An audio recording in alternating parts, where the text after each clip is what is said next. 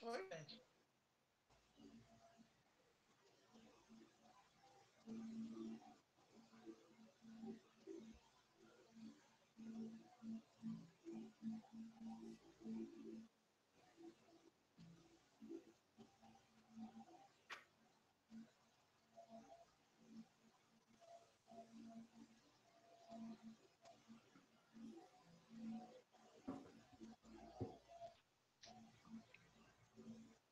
Então, pessoal, bom dia. Sou o professor Mino Rios, professor da Unime, Lauro de Freitas, e hoje eu queria iniciar, assim, dando as boas-vindas a vocês para o nosso encontro, para a gente falar um pouco sobre tendências no mundo do trabalho e falar um pouco com a equipe Poiesis, que é a nossa empresa júnior. Então, hoje me acompanha nessa live o VP da empresa júnior, o Francisco Neto, Augusto, que é um dos grandes pensadores na concepção da empresa júnior, antes dessa rodada que a gente tem hoje. Ele esteve muito presente na articulação das ideias, até de um modelo inicial da empresa júnior. Inclusive, acho que é muito bacana demarcar isso, o Augusto e eu, a gente pôde sentar para pensar sobre isso num encontro de disciplina e, assim, no final, a gente, poxa, por que a gente não faz alguma coisa nesse caminho? E a Priscila, que é uma grande parceira também, que também compõe a Poiesis. Vou começar primeiro me apresentando rapidamente, e depois acho que é importante os membros poderem se apresentar, falarem um pouquinho o que é que eles fazem na Poiesis, e aí depois, assim, a gente vai dividir. Primeiro eu vou estar falando um pouquinho dessas tendências que vão marcar esse momento atual, e daí por diante, em seguida, os meninos devem falar um pouco. A gente está sendo mediado hoje pela Zildene e acompanhado também por professor Ezevaldo, que está aqui, por enquanto, em silêncio, mas também a gente vai falar um pouquinho sobre. Como eu dizia, eu sou psicólogo por formação, meu mestrado e meu doutorado são em psicologia, com encaminhamento para psicologia organizacional do trabalho, além da atuação como docente e como pesquisador. Sou pesquisador vinculado ao Emotrab, na UFBA, é um grupo de pesquisa ligado à emoção, inovação e criatividade no trabalho. Sou também pesquisador vinculado ao GESTEC, que é o grupo de gestão e tecnologias em educação do programa de pós-graduação da UNEB. A gente também tem algumas linhas bem interessantes ligadas à perspectiva de gestão. Mas, além dessa atuação no mundo acadêmico, eu tive a grata experiência, tenho uma grata experiência de, desde o início da minha trajetória, estar atuando não só na pesquisa, já na iniciação científica, mas também estar atuando como consultor, estar trabalhando em empresa, o que favorece um olhar sobre mercado também, sobre algumas possibilidades, algumas perspectivas. E eu pude atuar com alguns professores que me deram essa visão que a gente não pode estar fazendo uma atuação profissional sem uma leitura crítica embasada, fundamentada, sem ter um lastro adequado para isso, mas também a gente não pode estar fazendo uma pesquisa ou fazendo academia com um distanciamento grande da realidade, senão a gente se perde, se passa muito disso. E é exatamente por essa questão acho que é importante a gente pegar essa discussão. Quais tendências a gente está encontrando?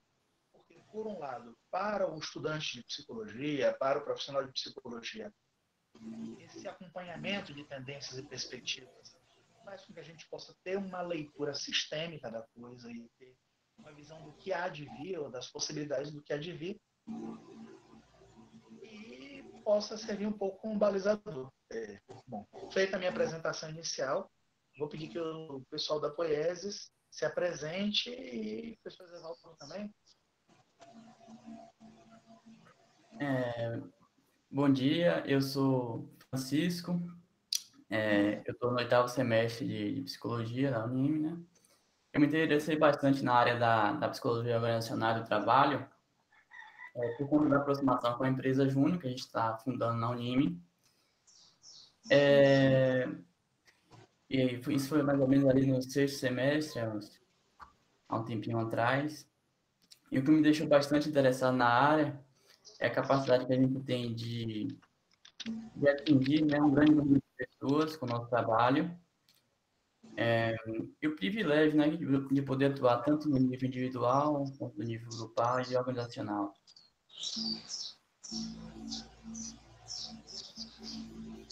Augusto, posso falar ou você fala? Bem, eu sou Priscila.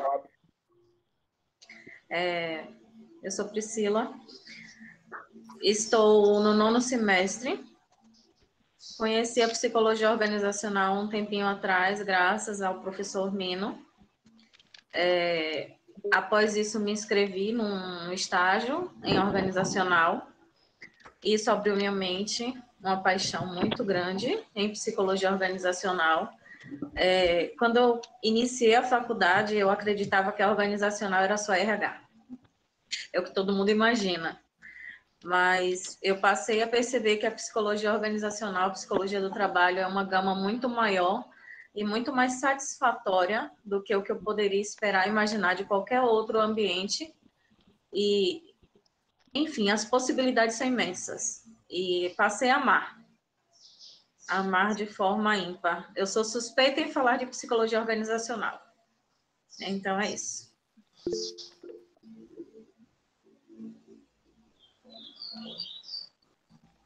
Augusto? Bom dia a todos. Salve, Toninho, Fernando Evaldo. Me chamo Augusto, sou do semestre de Auro de Freitas, na Unioro.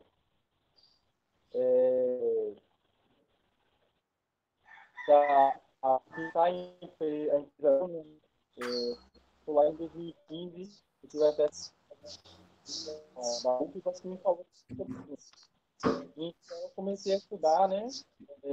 Muitas coisas juntas, que era, conheci o movimento das Júnior, e aí tive acesso aos livros, e aí a gente começou a pensar a aí na me informar que algumas pessoas fundaram uma empresa júnior aí, alguns alunos que se formaram, fizeram um projeto nos estágios de ênfase, fundar uma empresa júnior, mas não daram frente. Eu não tenho esse projeto, né, não projeto, mas comecei a pensar ali sobre essa possibilidade, né, da gente estar fundando a empresa júnior, que me parecia algo muito bom, porque o Movimento Brasil Júnior fala de desenvolvimento de competências, né, de habilidades que o universitário vai obtendo durante esse perfil de empresa júnior, habilidades de gestão, habilidades técnicas e habilidades do aspecto empresarial, né, como empreendedores.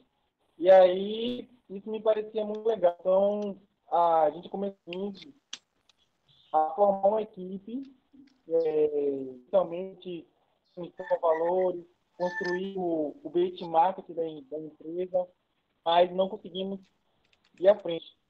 E logo depois, nosso professor Mino, ele foi aí, estou muito grato ter encontrado ele, ele abraçou o projeto, tal forma que ele colocou, a gente não tinha iniciado ainda, mas ele falava sobre a empresa júnior para outros alunos, né, e divulgava essa empresa júnior na faculdade, que foi que levou a nós termos hoje a equipe que temos dentro da política.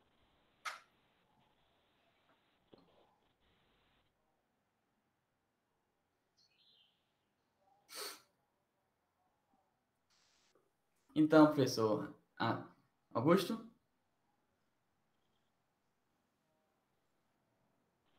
Oi. Eu acho que Assim, eu acho que chamou bastante atenção da gente para participar da empresa Júnior, a possibilidade de participar da Poes foi a oportunidade que nós temos de ter contato com o mercado de trabalho e o desenvolvimento de algumas competências, que são as competências empreendedoras, gerenciais e as técnicas, né? Então, eu acho que isso nos dá recursos para atuar nesse mercado de trabalho que está em constante assim, mudança e que exige cada vez mais do psicólogo uma postura de liderança, né? E uma atuação não só na área operacional, mas na área estratégica da empresa também. Perfeito. Antes da gente, então, começar a nossa apresentação hoje, aí, como eu tinha dito, eu vou falar um pouquinho sobre novas tendências, perspectivas, um pouquinho de desafios, e depois os meninos vão fazer a apresentação deles, quer dizer, que acho que vai ser o ponto mais alto da nossa discussão de hoje. Acho que a Poiesis é hoje um ponto que vale muito a pena a gente estar trazendo. Eu vou pedir só para que o professor Evaldo fale um pouquinho, até na qualidade de coordenador de curso, ele possa fazer algumas palavras. E a Zildene, que é nossa mediadora de hoje, ela vai fazer alguns avisos também, vai dar alguns avisos.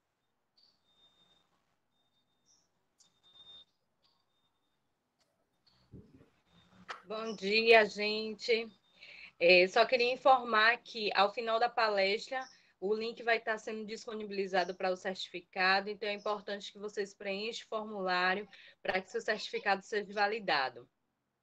Outra informação é que eu tomarei nota das perguntas para os palestrantes e professores e psicólogos, então vocês podem deixar no chat que a gente vai estar, no final da palestra, informando e eles estão respondendo a pergunta de vocês. E aí eu passo a palavra para o professor Mino para que ele continue a palestra.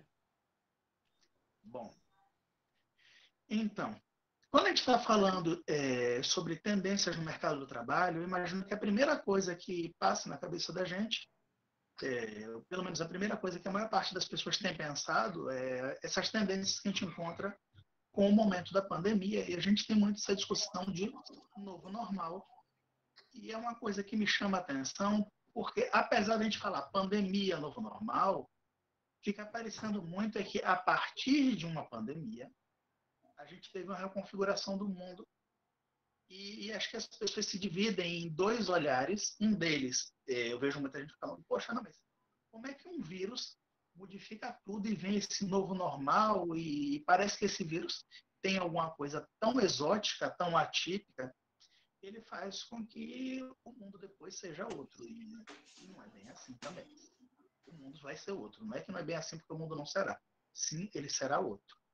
Mas a questão é que não é exatamente por conta de um vírus. A gente encontra, a bem da verdade, uma série de tendências para o mundo do trabalho e que quem está trabalhando com pesquisa em POT, quem está acompanhando as discussões em POT, vê que essa discussão, esse debate está acontecendo há muito mais tempo. Na época da minha graduação ainda, eu sou graduado em 2003, então já tem um tempinho bom que eu estou formado. Mas na época da minha graduação, eu lembro de ter tido um acesso a dois textos que me deixaram muito mobilizado na época. Um deles era um texto da Denise Rousseau, que é uma pesquisadora de Chicago, e ela falava sobre as carreiras proteanas. Ela dizia de carreiras em aberto, de carreiras que... E aí eu ficava pensando, caramba, olha o que é isso que essa mulher está dizendo. E tinha um outro grupo de autores que estava trabalhando também já com uma ideia de não só carreiras sem fronteiras, mas de um fim progressivo do emprego.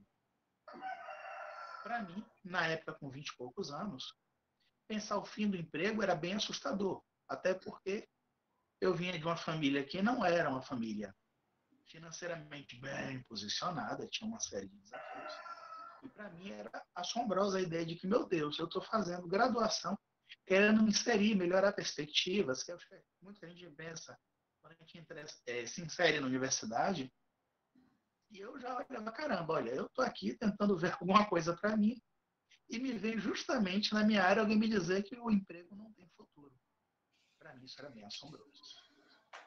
E aí quando a gente começa a ver tendências mais atuais, a gente começa a ver, olha, então essa pedra que está cantada há uns 20 anos atrás, acho que eu posso dizer, em torno de 20 anos atrás, porque apesar de eu ter lido isso perto da minha época de formar, mas eu estava na graduação ainda, formei em 2003. Então, fácil, em 2002, 2001 isso estava rolando. E se estava rolando em 2002, 2001, essas ideias são até um pouco anteriores.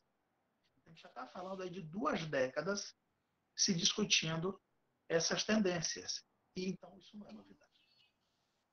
Uma outra coisa que não é novidade é uma coisa que a gente chama de desemprego estrutural. E quando a gente fala de desemprego estrutural, é um conceito que eu não sei se é bem conhecido para todo mundo, mas que a gente pode sintetizar bem rapidamente. Quando a gente fala em desemprego estrutural, a gente diz que toda vez que aparece alguma revolução tecnológica, eu também tenho a obliteração, a eliminação de um conjunto de oportunidades de trabalho. Normalmente, o desemprego ele acontece, e acontece por uma série de questões. Ele acontece porque, eventualmente, alguém perde o trabalho por N fatores. Porque a empresa faliu, porque a empresa ela se reconfigurou, por uma série de fatores. Mas quando surgem novas tecnologias, uma nova dimensão do desemprego acontece. E essa nova dimensão acontece porque, nesse caso, a tecnologia eliminou postos de trabalho. Isso não é novidade, não. Século XIX, isso aconteceu. Quando a gente teve a segunda geração de Revolução Industrial, século XIX para o XX, a gente substituiu pessoas que faziam um trabalho por uma máquina que substituía várias pessoas. Quando a gente teve uma terceira onda de Revolução Industrial, a gente teve também. Então, na verdade, a cada onda da Revolução Industrial, a gente teve, de um lado, a máquina facilitando o trabalho humano, mas, de um lado, também a máquina eliminando postos de trabalho. E esses postos de trabalho, eles entravam num esquema de desemprego estrutural, por quê? Não era mais você sendo demitido ou demitida e alguém vindo ocupar o seu lugar. Era você sendo demitido ou demitida porque aquele posto não existiria mais. Para vocês terem uma ideia, eu fiz um plano de cargos e salários há um tempo atrás para uma instituição e a gente se chocava que a gente dizia, caramba, o pessoal tem aqui, entre os cargos de trabalho, o cargo de digitadora, datilógrafo, desculpa. Eu até tá vendo, eu nem sei mais o termo, datilógrafo, já tinha escapado da minha cabeça. Acho que a gente diz, olha, não faz sentido a gente ter datilógrafo hoje. Todo mundo tem no seu posto de trabalho um PC e vai. Eu sou de um tempo em que a gente até via pessoas colocarem como diferencial no currículo sei trabalhar com Word. E a gente diz, pô, pelo amor de Deus, qualquer um sabe. Meu sobrinho sabe trabalhar com Word. Então, não são mais diferenciais, o que quer dizer que quem antes tinha nisso uma função, hoje não tem mais. E aí, com o tempo, esse mecanismo de desemprego estrutural, ele já é uma tendência de mudança que é naturalmente esperada. Por quê? Porque com o tempo a gente tem novas tecnologias aparecendo, isso é um fato. Uma coisa que a gente pode verificar, por exemplo, é que o WhatsApp, que antes a gente entendia como um brinquedo, uma inovação, uma coisa para hipster, ele gradativamente se insere nas rotinas de trabalho e hoje acho que é difícil você imaginar uma empresa que não tenha um grupo de WhatsApp, ou mentira, um não, 2, 3, 4, um grupo para as reuniões convencionais, um grupo para equipes específicas, um grupo das relações informais, um grupo e por aí vai. Até os meus alunos aqui, a faculdade, como uma instituição, ela tem um grupo de quem é camarada, de saída específica. E o que eu quero dizer com isso é que cada mudança tecnológica dessa vem cada vez mais mudanças, elas vêm cada vez mais rápido e não dá para desinventar a tecnologia. Ela vai existir, ela vai acontecer, vai impactar. E a partir daí a gente tem a primeira questão é se a tecnologia impacta no emprego, na forma dele existir e até na própria existência dele, isso é um fato. E se a gente diz que a tecnologia ela pode impactar No fenômeno do desemprego estrutural, a primeira coisa que a gente sabe também que é um fato é que essas mudanças, uma vez que acontecem, e que acontecem cada vez mais rápido e cada vez mais, impactam na dimensão da existência de emprego e da forma como esse emprego se manifesta. E uma outra coisa que a gente pode falar também é que se existe essa tendência e se existem essas transformações, a gente sabe também que a tecnologia ela passa a ser uma pedra de toque. E isso quer dizer também que não interessa qual é a sua área de atuação, a gente vai identificar a necessidade que todos nós temos e teremos de conhecer, de conseguir lidar com essas ferramentas tecnológicas. E isso quer dizer que se você é psicólogo, se você é engenheiro, se você é arquiteto, se você é praticamente qualquer coisa, a linguagem de computação, a linguagem de programação, algum trânsito nisso passa a ser mandatório. Eu vejo, por exemplo, uma série de alunos meus que, mesmo que sejam alunos da psicologia, que a gente diz, psicologia, relação humana, etc, etc, mas que dominam isso, que tem algum trânsito nisso. Passou a ser uma regra fundamental. A gente também vê que, com isso, um outro aspecto é bem importante. O mundo do trabalho ele se modificou, então, não por causa da pandemia. Essa modificação ela se acelerou, ela ganhou uma nova dinâmica por causa da pandemia. Mas o que eu posso dizer para vocês é que, mesmo sem a pandemia, essas mudanças iriam acontecer, talvez só numa velocidade um pouco diferente. A gente teria cada vez mais o trabalho remoto, a gente teria cada vez mais uma série de pontos, e esses pontos eu vou destacar um a um, vou citar alguns deles que a gente pode mencionar aqui, para ilustrar o que é essa tendência. Só antes de eu falar desses pontos, eu posso inclusive dizer que em 2006, 2007, quando eu estava terminando meu mestrado, uma das colegas tinha como tema de dissertação o teletrabalho, e ele explicava o quanto o teletrabalho era uma tendência. Então, a gente está falando de uma coisa de 13 anos atrás, 14 anos atrás, e que já estava apontado no cenário Bahia. Não é uma novidade. A gente está falando de coisas que já estão estabelecidas. Então, em termos de tendência, a gente vê tendências que têm em natureza tecnológica, tendências em termos comportamentais e tendências que são desdobramentos tecnológicos. A gente tem, por exemplo, ambientes remotos, home office, a gente tem, com isso, um encurtamento de distâncias como a gente talvez não tenha experienciado até então. A gente já via isso para grandes empresas, mas com o trabalho remoto, até a questão da distância casa-trabalho se modifica e a questão sobre onde eu trabalho também se modifica. A gente vê cada vez mais pessoas que dizem, olha, eu poderia morar em praticamente qualquer lugar, já que muita empresa está dizendo que vai incorporar a lógica do teletrabalho, mesmo do pós-pandemia. Um segundo ponto é que a questão do EAD, ou da aprendizagem remota, já que a EAD e a aprendizagem remota têm dimensões um pouquinho diferentes, é bom a gente considerar isso. Eu tenho EAD através dos gravados, eu tenho outra lógica, enquanto a aprendizagem remota ela pode ser feita, como está acontecendo nesse momento, a gente está tendo uma discussão com acompanhamento, com dúvidas tiradas em tempo real e tudo mais, mas esse conhecimento remoto ele passa a aparecer tanto na formação de profissionais, quanto em processos de treinamento e desenvolvimento de pessoas no ambiente corporativo. A gente passa a ter também mudanças em torno de tendências comportamentais no mundo do trabalho.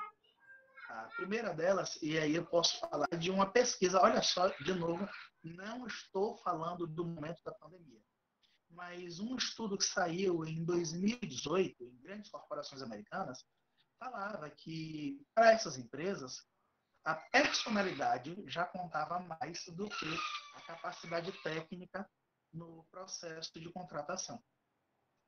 E apesar desses gestores nem sempre saberem o que era personalidade, é um conceito que é muito da psicologia, quem é de fora às vezes se passa.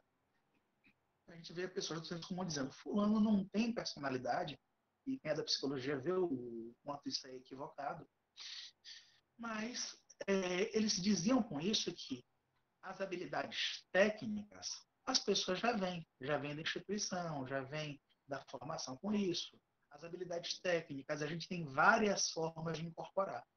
Mas as competências, as habilidades comportamentais, elas começam a ganhar um destaque muito grande, porque não são tão fáceis de eu desenvolver e tem uma demanda imensa tamponada em torno disso. Então, a capacidade de autogestão, a capacidade de trabalho em equipe, a capacidade de liderança, a habilidade de negociação. Inclusive, tem um parceiro de trabalho, Eduardo Gandarella, que é um expert nisso, e que já vem também destacando a importância dessa questão há um tempo. Por quê? Porque não é novidade que isso vai aparecer. É novidade para quem não está se antecipando a essas tendências. A gente também começa a ver algumas mudanças que têm a ver com o perfil geracional. Porque uma vez que essas novas tecnologias vão ingressando no nosso dia a dia, a gente vai ver também que novas gerações de trabalhadores vão sendo formadas em contato com essa tecnologia. Algumas pessoas têm contato com vocês, alguns colegas meus de trabalho, são colegas que estão na faixa dos seus 60 anos. E que quando foram ter contato com computação, era uma novidade tremenda. E até hoje não são nativos do mundo da computação. Eu tive contato, ainda assim tardio, mas já tive um contato mais próximo. E o trânsito nesse mundo é outro. Mas alguns dos meus alunos, desde que nasceram, o mundo já era assim. E isso faz com que mudanças cognitivas também se operem nesses sujeitos. Inclusive no sentido de buscar sentido, propósito. A gente vê hoje algumas empresas trabalhando com não mais só o conceito de missão, mas com manifestos. Porque a ideia de você apresentar um propósito. Com essa instabilidade no mundo corporativo, a estabilidade de emprego ela se torna cada vez mais difícil. E a gente vê uma questão de estabilidade muito mais associada à empregabilidade e trabalhabilidade, que é a capacidade do trabalhador de ter trânsito, de ser desejável, de estar fazendo alguma coisa que tenha valor social e valor de mercado, do que ele ter garantido que a empresa vai oferecer um futuro para ele o resto da vida. O mundo se tornou mais instável. E aí, por isso, a gente vê, de um lado, a importância do trabalhador se modificar. O pessoal fala muito, é bonitinho o termo, o mindset dele, a visão que ele tem. Alguns já vêm com esse mindset reconfigurado, porque é uma geração que já se insere, já é um nativo desse novo mundo, mas as empresas também começam a ter a necessidade de oferecer alguma coisa mais do que o salário, simplesmente. O salário ele se mantém? Se mantém. A gente sabe na discussão de PVT que a remuneração digna, justa, ela é um fator esperado. Mas o salário simplesmente não é um fator, porque se esse mundo se reconfigura para menos estabilidade, o trabalhador também já sabe que aquela empresa não é necessariamente um futuro garantido. E se ela não oferece outras condições, dentre elas aprendizagem, visibilidade, um sentido de vida naquela questão, não é mais tão interessante assim. Eu estava vendo uma conferência certa feita em que o sujeito dizia, olha, eu, no meu tempo, queria um trabalho que desse futuro. E hoje a gente vê muitos jovens que começam a dizer, olha, não, aqui não me interessa mesmo que a gente pense no futuro, mas porque eles estão pensando, essas novas gerações que começam a se inserir nas organizações, vem uma ideia de o que é que isso transforma para mim. Antes, até o investimento financeiro tinha essa perspectiva. A gente via gente juntando dinheiro para investir em bens. E hoje, cada vez mais, você vê pessoas investindo em experiência. O que é investir em experiência? É uma viagem, é uma aprendizagem, alguma coisa que dê um sentido de vida. Então, essa ideia de propósito, de articulação em redes, de trânsito de fluidez. O Bauman já falava de modernidade líquida, faz uma vida. Então, tudo isso são fatores que já se apresentam no mundo corporativo. E aí, por isso a gente vê algumas demandas que a gente vai ter que ter, seja na nossa formação profissional, para qualquer área de atuação, e se a gente está falando de empregabilidade, de inserção, vai passar por aí, seja na nossa forma de qualificar o nosso trabalhador. Alguns pontos que a gente pode destacar é a questão da inteligência emocional, que vai se tornar, já é pedra de toque, vocês, vez por outra, vão ver isso em escola de segundo grau, de primeiro grau, universidade, a não poder mais. As pessoas falam muito de inteligência emocional e não é por acaso que falam. Se tem alguém vendendo alguma coisa, é porque tem alguém comprando. Você não vê ninguém vender se não tem ninguém querendo comprar. A inteligência emocional, ela se tornou necessária e vai se tornar ainda mais, porque se antes eu trabalhava presencialmente, agora eu tenho o trabalho remoto e aí os conflitos, as tensões são ainda maiores. Eu preciso conseguir regular. Se antes eu tinha estratégias para mediar uma série de pontos, eu preciso de inteligência emocional e aí é um ponto que acho que vale muito a pena a gente se aprofundar. O pensamento crítico, a capacidade de entender de forma racional, estabelecer cadeias decisórias se torna importante. A gente que é de POT tem uma discussão super presente, eu acho linda essa discussão sobre o processo de tomada de decisão e percepção. A gente é muito, eu gosto de dizer, eu sou suspeito de falar, mas gosto de dizer que quem é de POT aprende a ser pragmático na decisão. A gente pode se chatear com alguma coisa e tal, mas a gente consegue separar mais alguns aspectos por conta da obrigação que esse pensamento crítico vem para a gente desde muito cedo. Então, essa questão é um ponto que vai se tornar mais presente. A capacidade de lidar com ferramentas e o raciocínio analítico. A gente chama, lá na empresa, a gente chama muito de toolbox, ou caixa de ferramenta. De lidar com essas ferramentas para analisar o mundo, para ler o mundo, vai se tornar mais e mais presente. A capacidade de trabalhar em equipe, sobretudo na colaboração virtual, vai se tornar cada vez mais presente. E habilidades de liderança e negociação, dado que a gente vai ter um mundo cada vez mais complexo, diversificado e cosmopolita. Então, algumas tendências que eu posso trazer nessa fala de hoje vão nesse sentido. E antes de eu passar a palavra para os meninos, eu queria só, eu não podia deixar de fazer, o pessoal já me conhece bem, eu adoro trabalhar com pesquisa, com diagnóstico.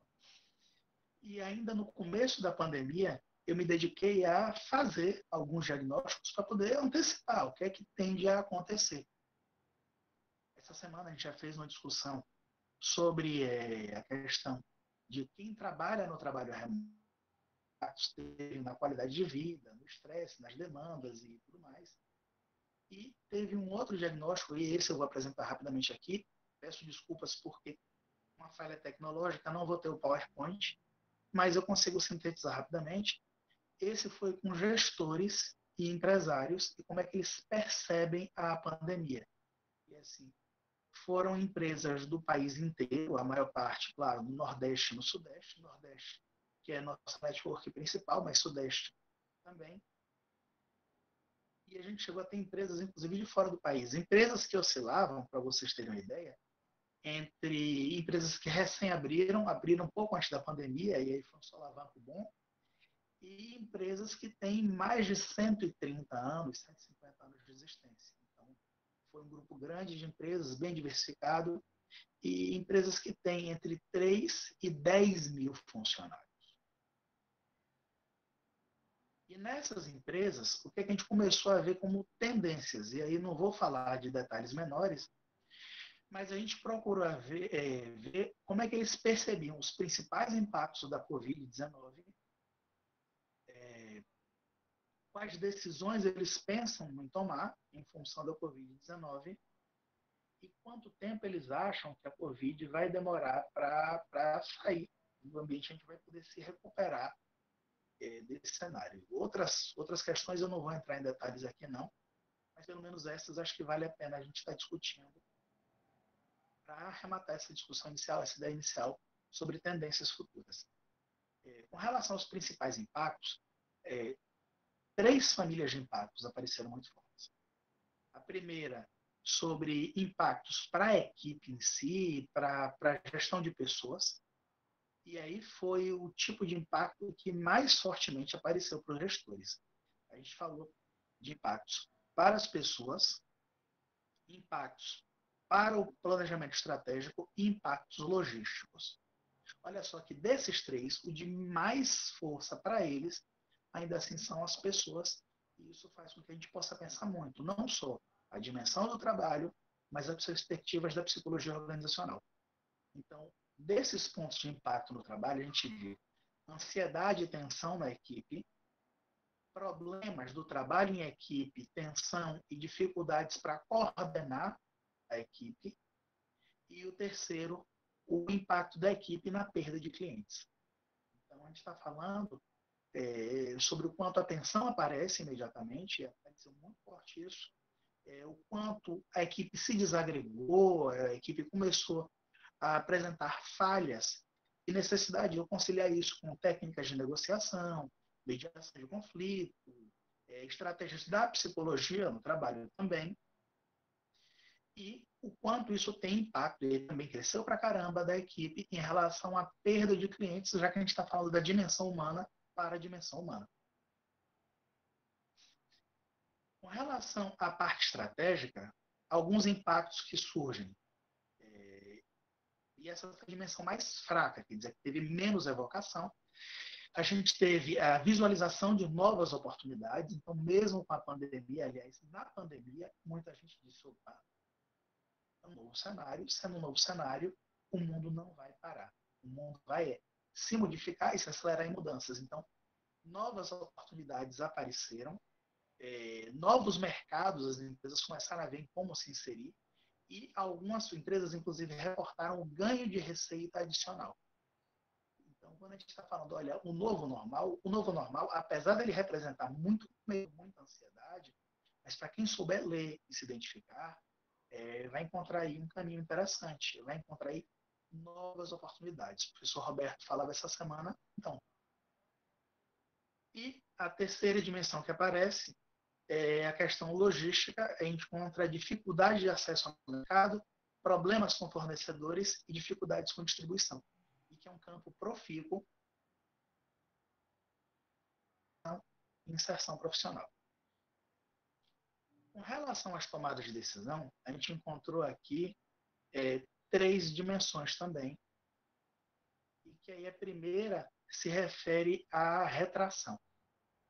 Mais ou menos um terço das empresas falavam: vou reduzir o tamanho da operação, quer dizer, vou trabalhar com menos áreas, vou focar naquilo que é minha expertise principal, ou vou demitir funcionários. Um terço entrava em uma das duas categorias. Uma parte aí foi o grupo que menos apareceu, mas apareceu ainda assim, falava de incerteza. E aí uma parte dizia até de fechar negócio, de ir embora do mercado, de desistir, e uma parte de não sei o que fazer. E aí, de novo, a gente vê a importância de a gente conseguir trabalhar o mindset, pensar fora da caixa, conseguir enxergar.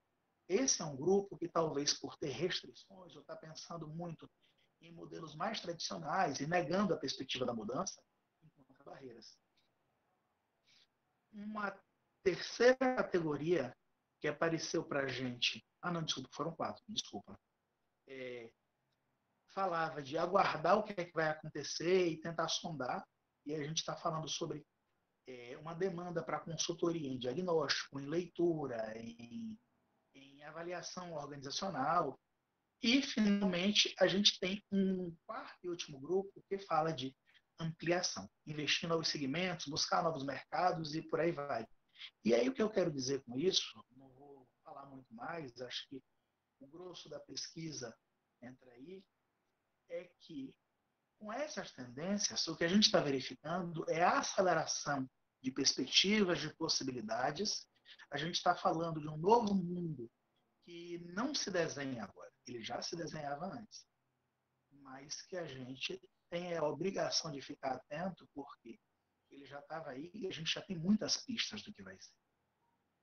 O que a gente vai entender é que ele se acelerou na apresentação, e o que o futuro apresenta para a gente tem a ver muito com o que o passado já sinalizava. Eu digo que os meninos da Poiesis, que eu vou passar a palavra agora, eles têm uma contribuição muito bacana nesse cenário, não só pela postura deles. A fala deles já deixa muito claro que são pessoas altamente engajadas, altamente comprometidas, o que tem a ver com tudo isso que eu venho falando até aqui. Mas são pessoas com uma entrega muito especial para o grupo de estudantes da Unime, em função do fato de que estão se posicionando exatamente no momento em que eles estão na graduação, e isso dá para eles alguns graus de liberdade, algumas possibilidades ainda de sentir o ambiente e tudo mais, e por conta disso, eles vêm com uma força de mudança especial. Eu lembro que na época que eu estava perto de me formar, ainda na graduação, a gente teve as primeiras mudanças para o que viria depois se constituir no SATEPS, em instância de avaliação psicológica. E eu vi que, para mim, isso foi muito importante, porque quando eu fui me inserir no mercado, o que para muito profissional era uma mudança que estava gerando medo, susto, etc., para mim era parte de café, almoço e janta. Eu já tinha sido treinado na instituição, eu já tinha me desenvolvido nessa lógica. O que para muita gente vai representar uma mudança de plena incertezas, inquietações, o que a Poiesis representa hoje, a meu ver, é uma empresa que já nasce e já está constituída em função de uma nova lógica, de um novo olhar, e é por isso que eu, com muito orgulho, com muita felicidade, estou acompanhando esse pessoal e com muito orgulho e muita felicidade, queria passar a palavra ao VP e à equipe da Poiesis. Muito obrigado. Então, né, professor, essas mudanças, elas causam desconforto, insegurança, mas também dá a possibilidade para redirecionar e organizar a cultura organizacional e os paradigmas dentro da empresa. E isso é uma das grandes funções do psicólogo. Ele vai ali sensibilizar os dirigentes no sentido de transformar a realidade organizacional, para desenvolver uma cultura que incentive a qualidade de vida no trabalho e a satisfação do trabalhador com o seu trabalho. Um dos nossos serviços que a gente pretende fazer na nossa empresa é o desenvolvimento da qualidade de vida no trabalho. Pode ser definida como um conjunto de ações de uma empresa que envolve o diagnóstico, implantação de melhorias e inovações gerenciais, tecnológicas e estruturais, dentro e fora do ambiente ali de trabalho. Ele, assim, visa proporcionar condições, assim, mais plenas de desenvolvimento humano durante a realização ali do trabalho, do trabalhador com o seu trabalho. Então, a nossa empresa, ela faz parte, assim, né, desse movimento de empresa júnior. Ela está sendo fundada na Unime. Ela é uma empresa ela tem personalidade jurídica do tipo associação, mas ela tem uma estrutura empresarial, onde tem a Assembleia Geral, Conselho Estratégico, Presidência, Diretoria Executiva e os membros. Então, ela permite, assim, ela consegue fazer com que a gente tenha contato com o mercado de trabalho, faça serviços, porém, ela é uma empresa sem fins lucrativos. Tudo que a gente lucra ali na empresa com nossos serviços é reinvestido para dentro da empresa, para capacitações. Então, é uma grande oportunidade para a gente. É obrigatório ter um professor orientador, ser vinculado a uma instituição de ensino, que no caso é a Unime. E assim, tudo que a gente pode fazer com os nossos serviços tem que estar de acordo com o conteúdo programático do nosso curso.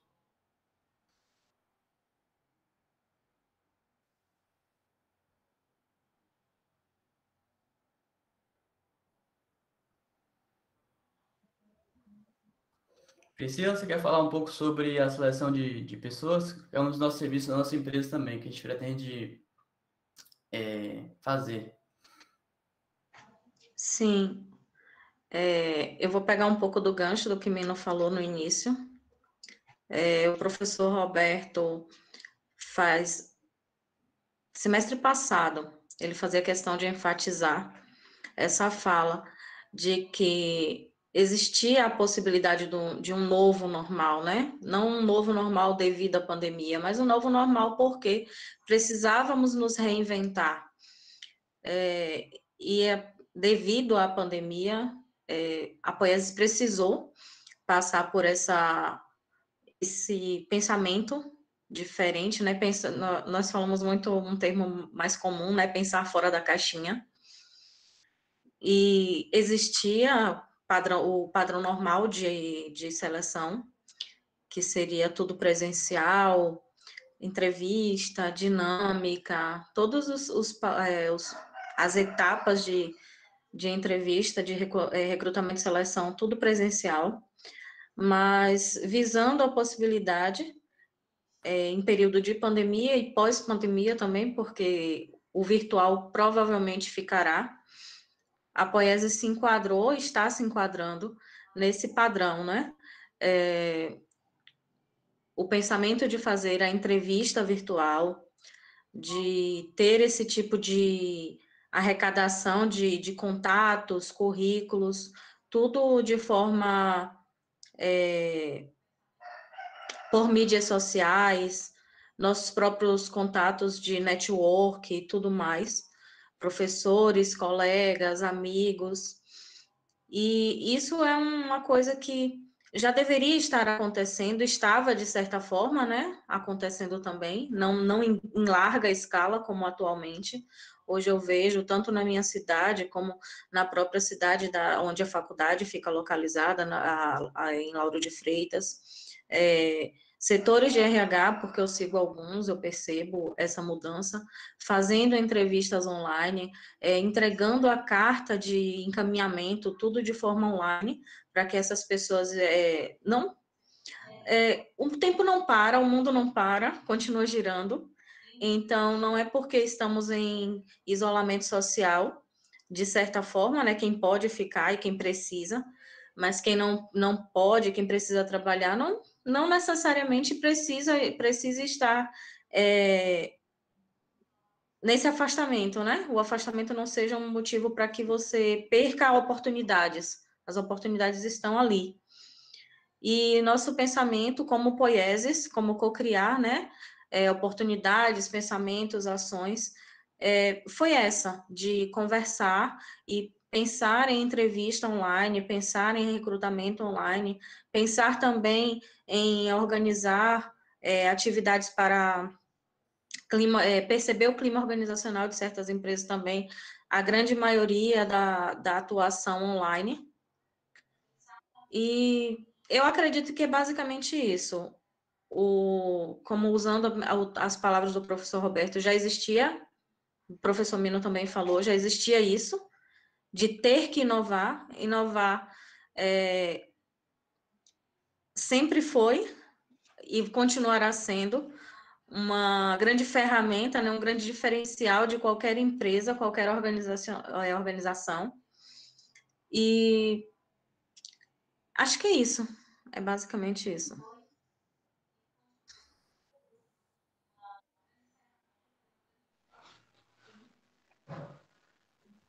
Professor Mino?